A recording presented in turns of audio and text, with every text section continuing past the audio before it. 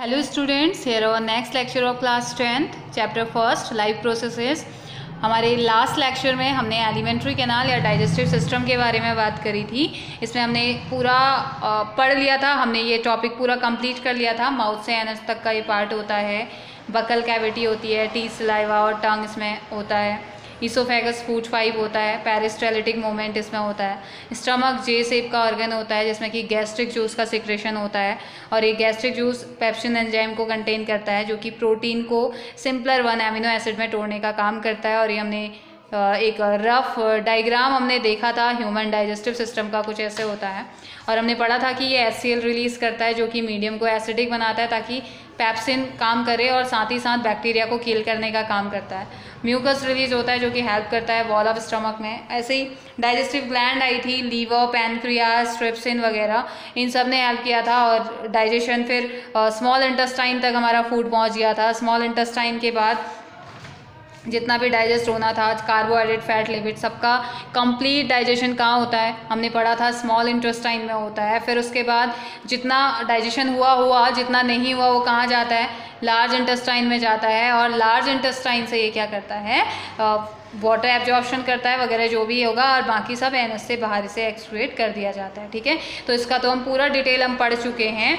आज जो हमारा टॉपिक है, आज हम पढ़ेंगे रेस्पिरेशन या respiration. Okay,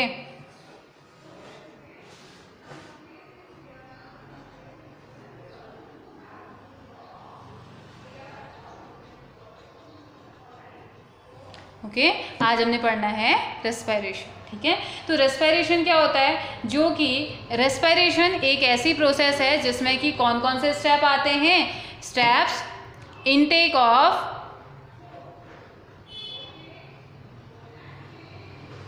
oxygen, intake of, अगर हम रेस्पायरेशन नॉर्मली बोलें तो एनर्जी गेनिंग प्रोसेस। ठीक है, लेकिन कौन कौन से ऐसे स्टेप्स होते हैं जो कि रेस्पिरेशन को फॉलो करते हैं वो हमने पढ़ने हैं। तो सबसे पहले तो आता है इनटेक ऑफ ऑक्सीजन, दूसरा आता है oxidation of food,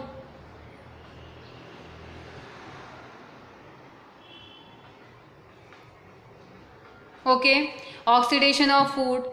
third one, release of energy, release of energy in the form of ATP, okay, adenosine triphosphate. Fourth one, release of carbon dioxide, release of carbon dioxide. So जो respiration की जो process है वो involve है taking in oxygen into the cells. Cells क्या करेंगी, oxygen को लेंगी और using it for releasing the energy, है ना, using it for releasing the energy.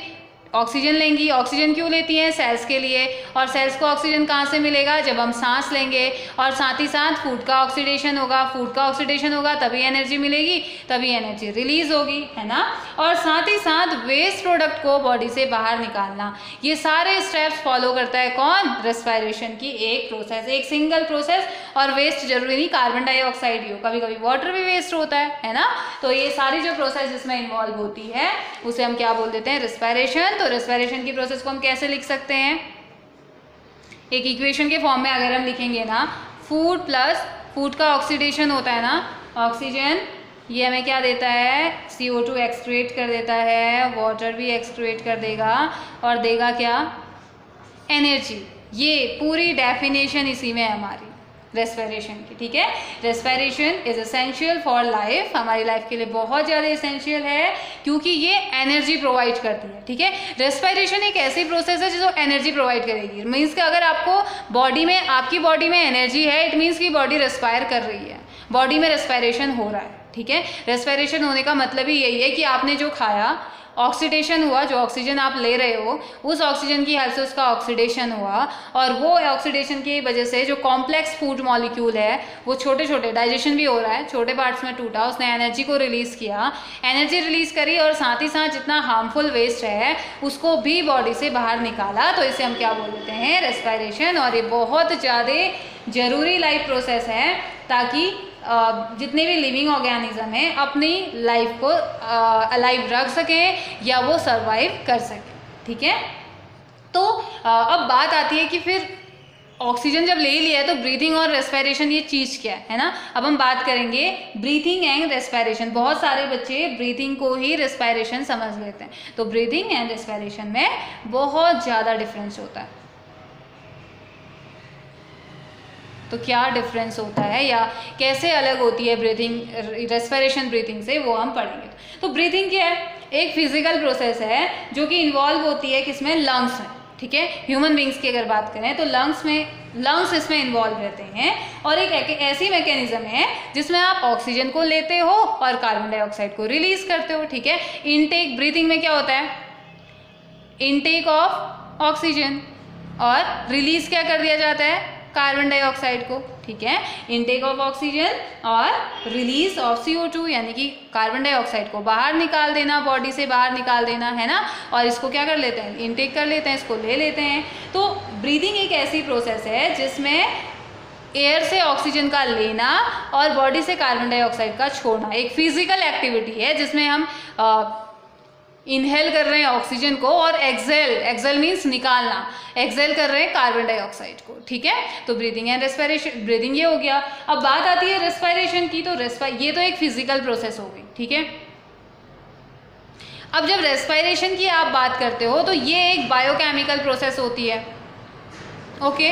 Respiration is a biochemical process जो कि इन्वॉल्व रहती है अलग अलग टाइप के एंजाइम्स के थ्रू, या अलग अलग टाइप के एंजाइम्स इसमें क्या रहते हैं, इन्वॉल्व रहते हैं। रेस्पिरेशन में इवन ऑक्सीडेशन भी होता है फूड का। या तो हमने ऐसा कुछ नहीं पढ़ा, हमने सिर्फ पढ़ा ऑक्सीजन ले रहे हैं, कार्बन डाइऑक्साइड को छोड़ दे रहे हैं, तो वो हमारी ब्रीथिंग हो गई। रेस्पिरेशन क्या हुई, एक बायोकेमिकल प्रोसेस है जिसमें कि एंजाइम्स आ रहे हैं, है ना। साथ ही साथ ब्रीदिंग तो इन्वॉल्व है, मतलब रेस्पिरेशन एक ऐसी प्रोसेस में ब्रीदिंग भी इन्वॉल्व है। कैसे इन्वॉल्व है, ऑक्सीजन ले रहे हैं ना, तो ये ब्रीदिंग वाली ऑक्सीजन ही तो यूज हो रही है, तो उससे क्या हो रहा है, ऑक्सीडेशन हो रहा है ना, ऑक्सीडेशन हो गया।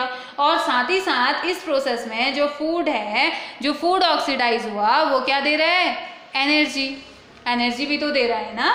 तो जो मेन पर्पज है रेस्पिरेशन का वो है कि वो एनर्जी उसने देनी है बॉडी को, ठीक है।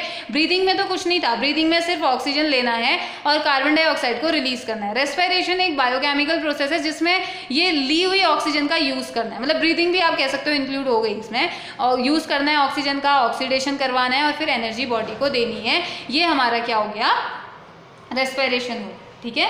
तो अब जो ऑक्सीडेशन होता है कैसे होता है, कॉम्प्लेक्स, हमने कहा कि रेस्पिरेशन एक ऐसी प्रोसेस है जिसमें कॉम्प्लेक्स मॉलिक्यूल सिंपलर वन में टूटते हैं। तो कौन से सिंपलर वन में टूटते होंगे, जैसे कि सिंपल फूड मॉलिक्यूल का, जैसे ग्लूकोज का होता है, और ऑक्सीजन को यूज करेगा, रिलीज करेगा कार्बन डाइऑक्साइड को, रिलीज करेगा वाटर को, रिलीज करेगा एनर्जी, ठीक है। तो जो मेन पर्पज है रेस्पिरेशन का वो है कि वो एनर्जी को रिलीज करेगा in the form of simpler food molecule like glucose. Simpler food क्या हो गया, फिर ग्लूकोज ही तो हो गया ना, ग्लाइकोजन के फॉर्म में स्टोर होगा, ग्लूकोज के फॉर्म में रिलीज हो जाएगा, या ग्लूकोज के फॉर्म में सबसे छोटा फॉर्म ग्लूकोज, ठीक है, ग्लूकोज के फॉर्म में ये टूट जाता है, ठीक है। तो ये तो थी हमारी ब्रीदिंग एंड रेस्पिरेशन के बारे में थोड़ा सा डिटेल, ठीक है। फिर बात आती है how the energy release during respiration is store. हमने पढ़ा कि ये अब जितना, वही बात वही आ जाती है ना, जितनी एनर्जी चाहिए वो ले लिया, जितना नहीं चाहिए वो क्या कर देंगे, स्टोर कर देगी बॉडी। तो कैसे, कहाँ यूज होता है, कैसे, तो इसमें क्या बोलेंगे, how the energy released during respiration is stored। Release हुई जो एनर्जी है वो कैसे स्टोर की जाती है, ठीक है, इसके बारे में हमने पढ़ना है। तो अब हमें पता है कि जितनी भी एनर्जी रेस्पिरेशन के थ्रू रिलीज हुई है, हमने अभी तक इतना तो सीख लिया कि रेस्पिरेशन और कुछ नहीं, एक ऐसी प्रोसेस है जिसमें एनर्जी मिलने वाली है या एनर्जी रिलीज होने वाली है, ठीक है। अब जो एनर्जी है वो एक एग्जैक्ट अमाउंट में थोड़ी ना रिलीज होगी ना, मतलब कभी ऐसा भी तो हो सकता है कि ज़्यादा अमाउंट में रिलीज हो गई या बॉडी को उतना ज़रूरत नहीं है तो फिर वो कहाँ वेस्ट तो करेगा नहीं, क्योंकि मेहनत करी है उसने, ऑक्सीडेशन करा है। तो उस टाइम पे क्या होगा, वो जो वेस्ट एनर्जी या जो एक्स्ट्रा एनर्जी है उसे वो स्टोर कर लेगा। तो कैसे करेगा स्टोर, वही हमने पढ़ना है। तो यहाँ पे इमीडिएटली कोई भी ऑर्गेनिज्म यूज़ नहीं करता है। जो एनर्जी बनी हुई है ना, जब भी रेस्पिरेशन के थ्रू एनर्जी बनती है तो इमीडिएटली ऑर्गेनिज्म उसे यूज़ नहीं करता है, उसे स्टोर कर दिया जाता है एटीपी के फॉर्म में। ठीक है, एटीपी के फॉर्म में उसे स्टोर कर दिया जाता है और एटीपी को हम बोलते हैं एडिनोसिन ट्राइफॉस्फेट। ठीक है, इसे हम क्या बोल देते हैं, एडिनोसिन ट्राइफॉस्फेट। ठीक है, जब भी एनर्जी रिलीज होगी, कोई भी ऑर्गेनिज्म डायरेक्ट यूज नहीं करता है तो इसको स्टोर कर दिया जाता है एटीपी के फॉर्म में। और कहाँ, सेल में, कहीं नहीं, बॉडी की सेल्स में इनको स्टोर कर दिया जाता है। इस एटीपी को जितनी भी बनी हुई है ये, इसे क्या कर दिया जाता है, स्टोर कर दिया जाता है। ठीक है, अब जब इसे स्टोर कर देंगे तो क्या होगा, अब यहाँ पे अब इससे पहले कि हम आगे की मैकेनिज्म पढ़े हैं, उससे पहले हमने एक छोटी सी मैकेनिज्म या थोड़ा सा हम कुछ पढ़ते हैं जिससे कि आपको पूरा समझ में आ जाए।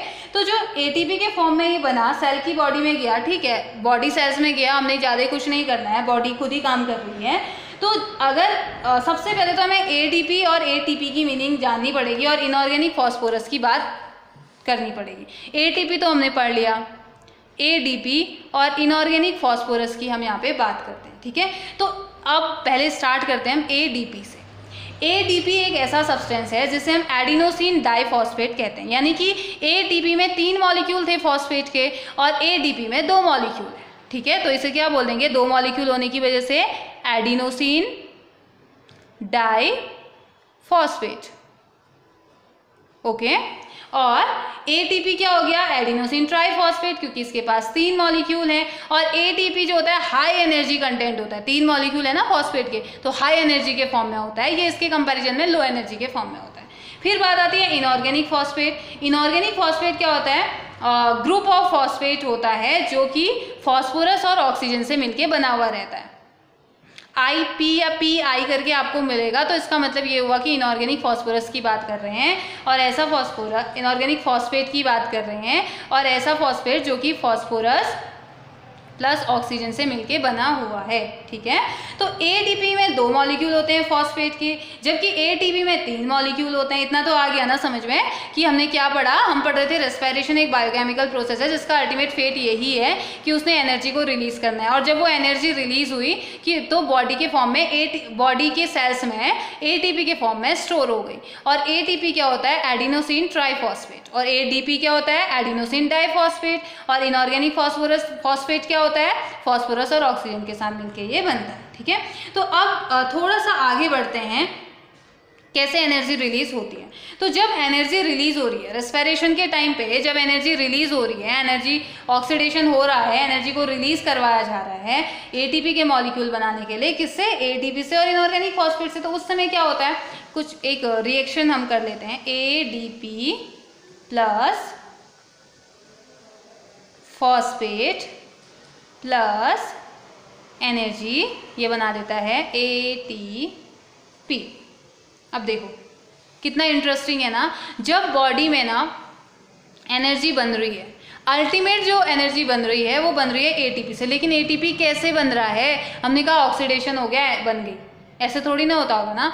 एडीपी के मॉलिक्यूल, बॉडी में प्रेजेंट जो एडीपी का मॉलिक्यूल है, पहले से जो एनर्जी होगी वो एडीपी का मॉलिक्यूल फॉस्फेट के साथ जुड़ता है, यानी कि इसने क्या बना दिया, एक फॉस्फेट आ गया तो फिर ट्राइफॉस्फेट हो गया ना, और साथ ही साथ एनर्जी है, तो इन तीनों का कॉम्बिनेशन एटीपी बनाता है। ठीक है, ये तो तब जब स्टोर करने की जरूरत है, बनी और स्टोर करना है, उसे यूज नहीं करना है। ठीक है, और ये फॉस्फेट, ये एनर्जी कहाँ से आई, रेस्पिरेशन से। ठीक है, रेस्पिरेशन हुआ है और ये कहाँ, ये तो लो एनर्जी है ना, लो एनर्जी है। अब ये रेस्पिरेशन से एनर्जी आई, इसने एटीपी में कन्वर्ट कर दिया, मीन्स कि इसे स्टोर करना है। ठीक है, इसका अल्टीमेट फिर अभी कुछ नहीं करना है, इसने स्टोर करना है। ठीक है, अब ये एनर्जी एटीपी के फॉर्म में जाके स्टोर तो हो गई, लेकिन जब सेल को एनर्जी की जरूरत है फिर क्या होता होगा, ये तो ठीक है हमने पढ़ लिया, रेस्पिरेशन हुआ, एनर्जी वगैरह सब कंबाइंड हुए, एटीपी में कन्वर्ट हो गया ना। लेकिन मेन हमने ये पढ़ना है कि अब बॉडी को तो एनर्जी की रिक्वायरमेंट है ना, उस टाइम पे क्या होता है जब बॉडी को एनर्जी की रिक्वायरमेंट है, तो क्या ऐसा होता होगा कि जिससे एटीपी, हमने पढ़ा कि एडीपी में कन्वर्ट होके दे रहा है, या एटीपी के फॉर्म में बॉडी एनर्जी नहीं लेती है, तो किस फॉर्म में ले रही है, तो वो हमने पढ़ना है। तो उस टाइम पे क्या होता है ना, ये एटीपी आप कह सकते हो कि ठीक इसके अपोजिट रिवर्सिबल रिएक्शन हो जाती है कुछ इस तरीके से। ये एटीपी कन्वर्ट हो जाता है एडीपी में प्लस फॉस्फेट में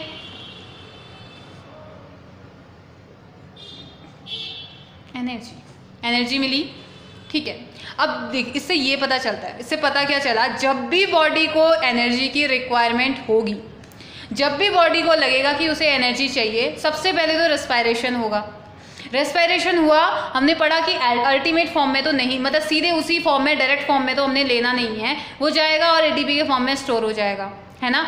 अब बॉडी को चाहिए एनर्जी, बॉडी को है कि नहीं मुझे एनर्जी मिले तो मैं कुछ काम करूं, मेरी सेलुलर एक्टिविटीज़ हो। उस टाइम पे ये एटीपी क्या करता है, एडीपी में टूट जाएगा और फॉस्फेट में टूट जाएगा और एनर्जी रिलीज कर देगा, दे देगा उसे, है ना। बस ये सिंपल सा एक फिनोमिना है रेस्पिरेशन का, जिसकी एक एनर्जी गेनिंग एक प्रोसेस है, एनर्जी हमें मिलती है। रेस्पिरेशन होगा तो एनर्जी होगी, और एनर्जी होगी तो बॉडी क्या कर पाएगी, ईजिली कैरी आउट कर पाएगी जितनी भी रिएक्शंस हैं, ठीक है।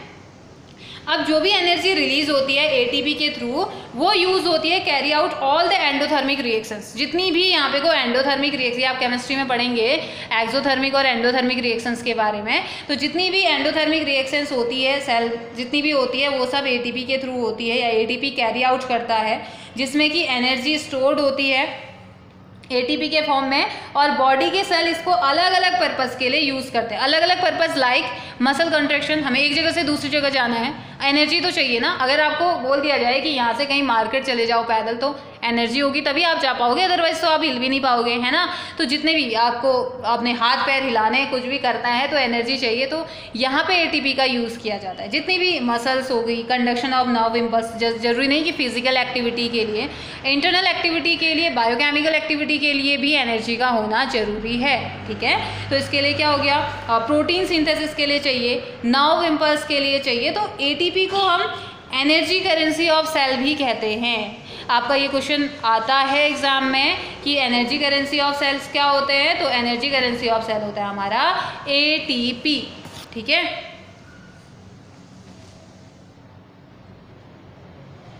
एनर्जी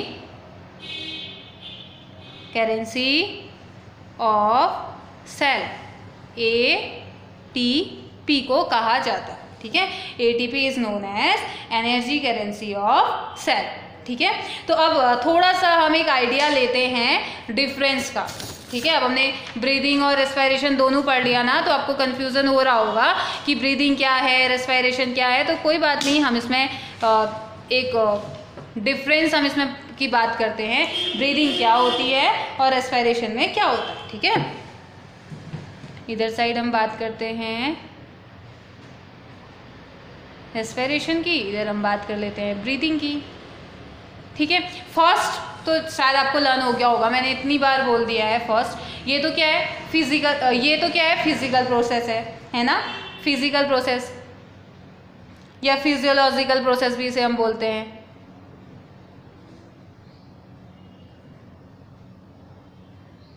ठीक है। रेस्पिरेशन क्या है, बायोकेमिकल प्रोसेस है,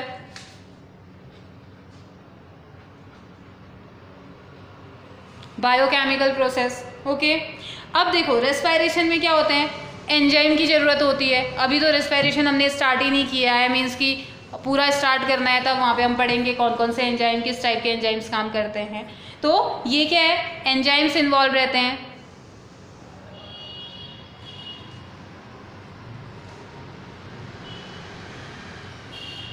यहाँ किसी भी एंजाइम की ज़रूरत नहीं है, एंजाइम्स इन्वॉल्व नहीं रहते हैं। नेक्स्ट, एनर्जी कौन से फॉर्म में स्टोर रहती है, एटीपी के फॉर्म में, है ना। एनर्जी एटीपी के फॉर्म में स्टोर रहती है, या मिलती है, रिलीज होती है, आप कह सकते हैं एटीपी रिलीज होती है। यहाँ पे कोई भी एनर्जी रिलीज नहीं होती है, नो एनर्जी इज रिलीज्ड, है ना। या यहाँ पे आप लिख सकते हैं no enzyme is used involve, कोई भी एनर्जी नहीं। दूसरा एक इंटरनल प्रोसेस है, रेस्पिरेशन का हमें पता चलता है, नहीं चलता है ना, इंटरनल प्रोसेस है। और ये क्या है, एक एक्सटर्नल प्रोसेस है, हमें पता चलता है हम सांस ले रहे हैं तो, हम सांस छोड़ रहे हैं तो हमें तब भी पता चल रहा है कि हम सांस छोड़ रहे हैं। तो ये एक्सटर्नल प्रोसेस हो गई और ये इंटरनल प्रोसेस हो गई, है ना। नेक्स्ट, इसमें ऑक्सीडेशन ऑफ फूड होता है, ऑक्सीडेशन ऑफ फूड, है ना, फूड का ऑक्सीडेशन हो रहा है। इसमें कोई भी ऑक्सीडेशन नहीं हो रहा है, नो ऑक्सीडेशन ऑफ फूड, ऐसा तो कुछ भी नहीं हो रहा है ना, जैसा कि रेस्पिरेशन में हो रहा है।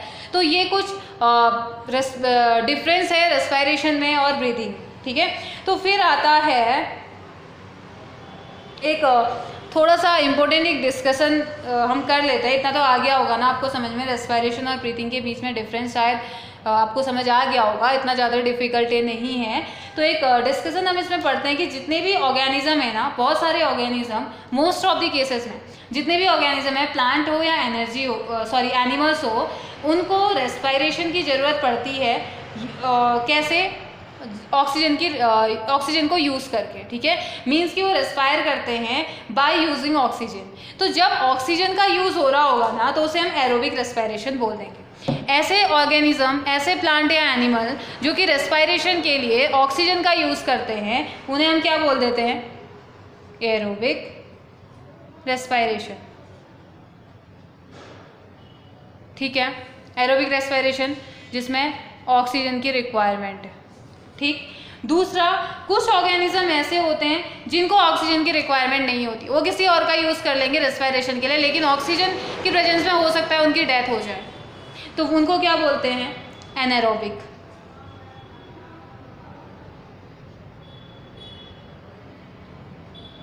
रेस्पिरेशन, ठीक है। जिनको ऑक्सीजन की ज़रूरत है एरोबिक, जिनको नहीं ज़रूरत है एनारोबिक। तो दो, बहुत सारे प्लांट और एनिमल को रिक्वायरमेंट है इनकी, और कुछ माइक्रो ऑर्गेनिज्म, कुछ ऑर्गेनिज्म ऐसे हैं जिनको ऑक्सीजन की रिक्वायरमेंट, जिनको ऑक्सीजन नहीं चाहिए, है ना, ऑक्सीजन उन्हें नहीं चाहिए तो एनारोबिक बोल दिया। तो इससे पहले कि हम इन दोनों की बात करें, इन दोनों को डिस्कस करें, उससे पहले एक छोटी सी चीज़ हम जानते हैं। ग्लूकोज हमने पढ़ा, ग्लूकोज का फॉर्मूला क्या होता है? C6H12O6, जो कि एक कार्बोहाइड्रेट, ठीक है। इसमें कितने कार्बन है? 6 कार्बन कंपाउंड है, और एक सिंपलर फूड इसको हम कहते हैं, ठीक है। सिंपलर फूड ये होता है, इसे हम सिंपलर फूड बोलते हैं। दूसरा, जब इस ग्लूकोज का ऑक्सीडेशन होगा, इस ग्लूकोज का जब ऑक्सीडेशन होता है, किसमें कन्वर्ट होता है? ये कन्वर्ट होता है पायरुविक एसिड में, पायरुविक एसिड, और पायरुवेट भी इसे कहा जाता है, ठीक है। एरोबिक रेस्पिरेशन जिसमें ऑक्सीजन की रिक्वायरमेंट है, एनारोबिक रेस्पिरेशन जिसमें ऑक्सीजन की रिक्वायरमेंट नहीं है। अब ग्लूकोज हमने पढ़ा जो कि C6H12O6 है, जो कि सिंपलर फूड माना जाता है, लेकिन जब इसका ऑक्सीडेशन होगा तो ये कन्वर्ट किस में होता है? पायरुविक एसिड में, और उसकी इस प्रोसेस को कह दिया जाता है ग्लाइकोलिसिस, ओके। इसे हमने क्या कह दिया? ग्लाइकोलिसिस। और ये कहाँ होता है? Cytoplasm of cell, not in mitochondria. Cytoplasm, cell के साइटोप्लाज्म में ये होता है। ये ध्यान रखना है, मोस्ट इंपॉर्टेंट क्वेश्चन, कि ग्लाइकोलिसिस की प्रोसेस कहाँ होती है? साइटोप्लाज्म में। माइटोकॉन्ड्रिया, जबकि एनर्जी दे रहा है, ये रेस्पिरेशन तो पढ़ रहे हैं ना, माइटोकॉन्ड्रिया में होना चाहिए था, माइटोकॉन्ड्रिया में नहीं होता है। ये क्यों नहीं होता है अभी हम पढ़ेंगे। तो ये साइटोप्लाज्म में होता है, ठीक है, क्योंकि ये एरोबिक में भी होता है और एनारोबिक में भी होता है, ठीक है। तो माइटोकॉन्ड्रिया में इसीलिए नहीं होता है क्योंकि दोनों का होता है ये, तो साइटोप्लाज्म में ही होता है। तो जो प्रोसेस है इसमें ऑक्सीजन की रिक्वायरमेंट नहीं होगी, तो वो एनारोबिक हो जाएगा। तो दूसरा, पायरुविक एसिड एक 3 कार्बन कंपाउंड होता है, ठीक है। 3 कार्बन कंपाउंड है पायरुविक एसिड, जिसका फॉर्मूला आपको लर्न होना चाहिए,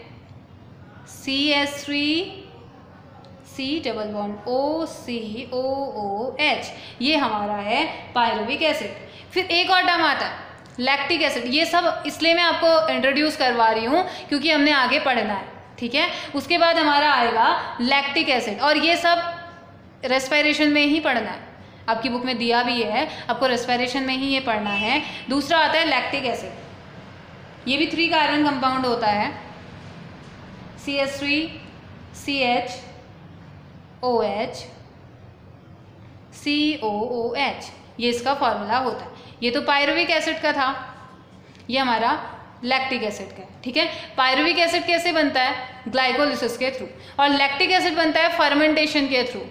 फर्मेंटेशन, जब एक चीज़ दूसरे फॉर्म में कन्वर्ट हो जाती है उसे लैक्टिक एसिड बोलते हैं। और नॉर्मली ये माना जाता है कि लैक्टिक एसिड या फर्मेंटेशन जो भी होता है वो ऑक्सीजन की एब्सेंस में होता है, ठीक है। फर्मेंटेशन जब भी होगा ऑक्सीजन की, फर्मेंटेशन जैसे एक एग्जाम्पल अगर मैं आपको दूं, अल्कोहल का बनना फर्मेंटेशन है, ये एक बहुत अच्छा एग्जाम्पल, वेल नोन एग्जाम्पल। जब अर्थ स्टार्ट हुई थी शायद ना, उस टाइम पे जो फर्मेंटेशन पता था, लोगों को नहीं पता था कि इसे फर्मेंटेशन कहते हैं, लेकिन तब भी वो कर रहे होते हैं वाइन फॉर्मेशन या अल्कोहल फॉर्मेशन। वो मतलब सबसे पहला फर्मेंटेशन यही माना जाता है कि अल्कोहल का फर्मेंटेशन ही लोग करते थे, वहाँ से आइडिया मिला कि अरे ये तो फर्मेंटेशन है, यहाँ पे ऑक्सीजन की रिक्वायरमेंट नहीं है। तो अब हमने ये पढ़ा कि लैक्टिक एसिड भी फर्मेंटेशन होता है। लैक्टिक एसिड फर्मेंटेशन वहाँ होगा जहाँ रिक्वायरमेंट नहीं है ऑक्सीजन की, या जहाँ ऑक्सीजन नहीं है। पता है एक इंटरेस्टिंग फैक्ट, लेकिन लैक्टिक एसिड फर्मेंटेशन हमारी बॉडी में भी होता है।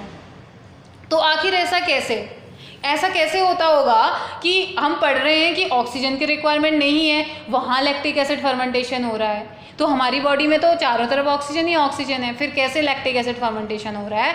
तो ये आप थोड़ा सा, आपने भी इसका आंसर ढूंढना है, और मैं आपको बाद में बताऊंगी जब फर्मेंटेशन टॉपिक आएगा। और लैक्टिक एसिड फर्मेंटेशन आपने फील किया होगा, मैं आपको बताती हूँ आपने कब फील किया होगा, जब आप कहीं बहुत तेज चले होंगे, या अचानक से आपने कोई फिजिकल एक्टिविटी करी होगी, या अचानक से कोई भी एक्टिविटी आपने करी है, हैवी एक्टिविटी आपने करी है, एक्सरसाइज आपने आज से स्टार्ट करी, आपके मसल्स में ज़रूर पेन हुआ होगा। जब आप बहुत चले होंगे तो तब आपके पैरों में ज़रूर पेन हुआ होगा, है ना? तो वही आपकी बॉडी का लैक्टिक एसिड फर्मेंटेशन है, उसी को हम लैक्टिक एसिड फर्मेंटेशन कहते हैं। तो अब ये कैसे होता होगा, ये भी बहुत इंटरेस्टिंग है, तो थोड़ा सा आप इसमें ध्यान दीजिए कैसे होता होगा, थोड़ा सा सोचना, फिर हम पढ़ेंगे, ठीक है। तो अभी हम पढ़ते हैं टाइप्स ऑफ रेस्पिरेशन। इसको मैं बाद में आपको बताऊंगी, लेकिन बाद में एक्सप्लेन जरूर करूंगी, लेकिन अभी आपको थोड़ा सा सोचना है कि आखिर लैक्टिक एसिड फर्मेंटेशन कैसे होता होगा तब जब हम ऑक्सीजन लेते हैं, है ना। तो अभी हम पढ़ेंगे टाइप्स ऑफ रेस्पिरेशन। हम पढ़ चुके हैं टाइप्स ऑफ रेस्पिरेशन। अच्छा चलिए बात करते हैं कब होता है प्रेजेंस ऑफ एयर।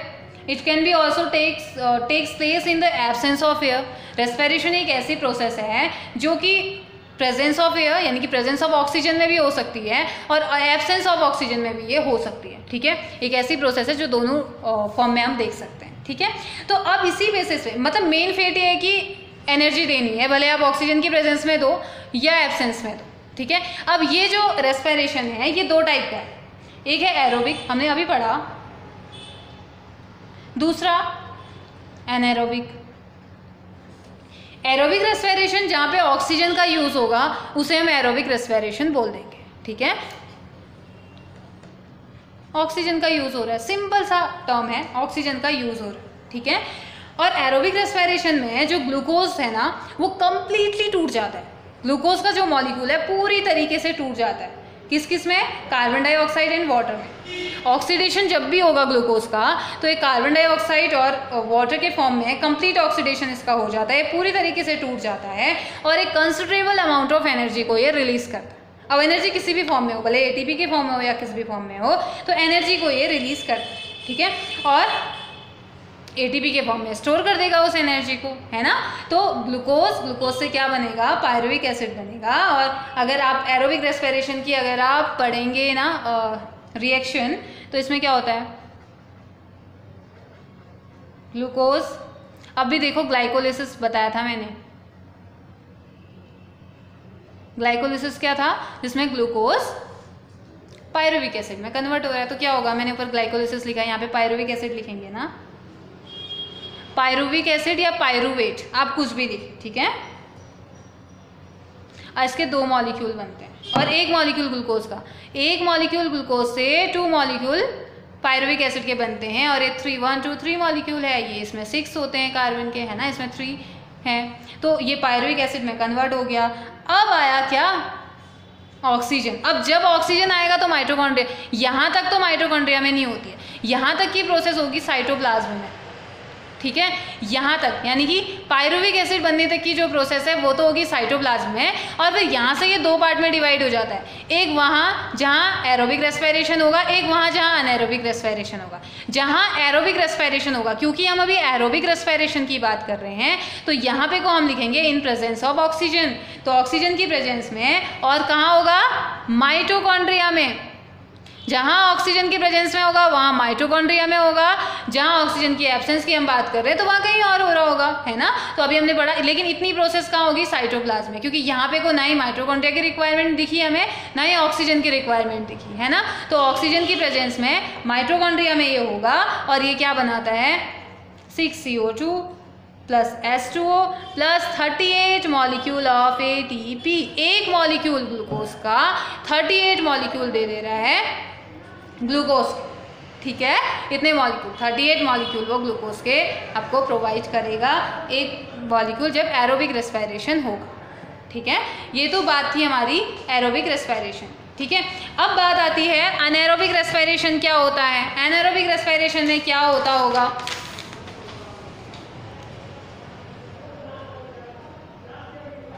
एनारोबिक हमने अभी पढ़ा, जिसमें कि विदाउट ऑक्सीजन, जिसमें एनर्जी ली तो जाती है लेकिन बिना ऑक्सीजन के ये होता है, ठीक है। कुछ माइक्रोस्कोपिक ऑर्गेनिज्म होते हैं जैसे कि यीस्ट,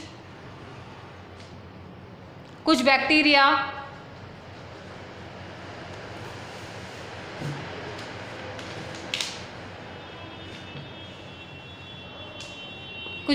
होते हैं, ठीक है, जो कि रेस्पिरेशन को करते हैं एनारोबिक में, जहाँ पे इनको ज़रूरत नहीं होती, ठीक है।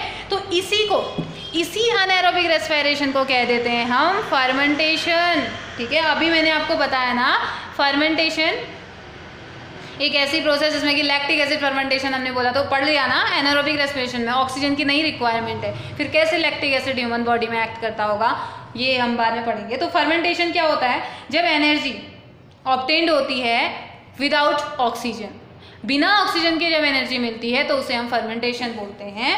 और एनारोबिक रेस्पिरेशन में जो माइक्रो ऑर्गेनिज्म है यीस्ट, ये क्या करता है, अब इसमें भी ग्लूकोज तो टूटेगा, क्योंकि यहाँ पे बना तो ग्लूकोज ही है ना, जब हम पढ़ रहे थे तो ग्लूकोज ही तो बन रहा है, लास्ट तो ग्लूकोज बन रहा है। तो यहाँ पर इस ग्लूकोज का क्या होता है वो हमने पढ़ना है, ठीक है। यहाँ पर जो ग्लूकोज है वो ग्लूकोज किस में कन्वर्ट हो जाता है, कंप्लीट ब्रेकडाउन नहीं होता है, और ये ग्लूकोज कन्वर्ट हो जाता है इथेनॉल में एंड कार्बन डाइऑक्साइड में। इथेनॉल एंड कार्बन डाइऑक्साइड में कन्वर्ट हो जाता है और एनर्जी रिलीज करेगा, ठीक है। एनर्जी भी ये रिलीज करता है, एनर्जी भी देता है, ठीक है। तो अब जो एनर्जी है यहाँ पे भी एटीपी के फॉर्म में स्टोर होगी, एनर्जी जो स्टोर होगी एटीपी के फॉर्म में स्टोर होगी, और इसको रिप्रेजेंट कैसे करेंगे, glucose glycolysis, same process, glycolysis तो होगी, ठीक है, इसमें भी होगी। यहाँ पे भी पायरुवेट ही बनेगा, भले एरोबिक की बात करो एनारोबिक की बात करो, इतनी प्रोसेस सब में सेम होनी। अब बात आती है इसके बाद क्या होगा, इसके बाद एब्सेंस ऑफ CO2 लिखेंगे, एब्सेंस ऑफ O2 लिखेंगे, ठीक है। और ये लिख देते हैं यीस्ट में हो रहा है, ठीक है, यीस्ट में हो रहा है तो क्या बनेगा, इथेनॉल बनेगा और CO2 बनेगा और ATP, एनर्जी इसको भी मिलेगी, ठीक है, लेकिन इथेनॉल के फॉर्म में। ऊपर हमारा क्या बन रहा था, हमारा बन रहा था ATP जब कन्वर्ट हुआ था, पायरुवेट जब कन्वर्ट हुआ था 6CO2 H2 और 38 ATP के मॉलिक्यूल बने थे, है ना। लेकिन यहाँ पे ऐसा नहीं हुआ, ठीक है, इसीलिए वो एरोबिक है, ऑक्सीजन की प्रेजेंस में है, और ये एनारोबिक है। और एनारोबिक रेस्पिरेशन को ही क्या बोल देते हैं हम, फर्मेंटेशन बोल देते हैं, ठीक है।